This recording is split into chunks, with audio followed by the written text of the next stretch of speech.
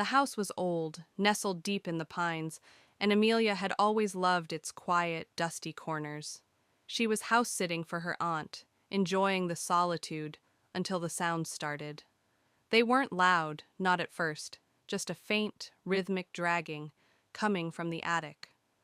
The first night she dismissed it as the wind catching a loose branch against the roof.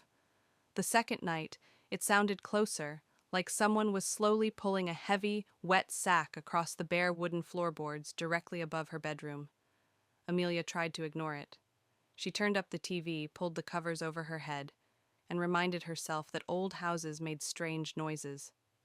On the third night, the dragging stopped. A new sound replaced it, a soft, scraping tap. Tap.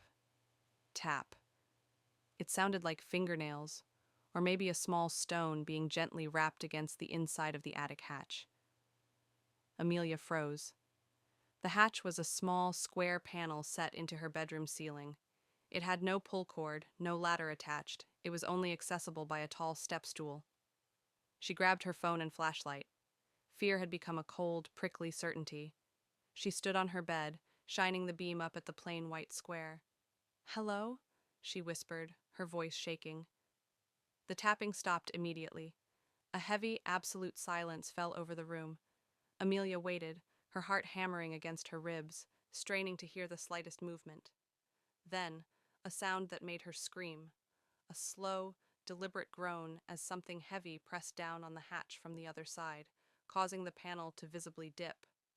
And then, a whisper, wet and too close, that seemed to come not from the attic, but through the wood itself. "You shouldn't have looked up." Amelia didn't wait to see if the hatch would break.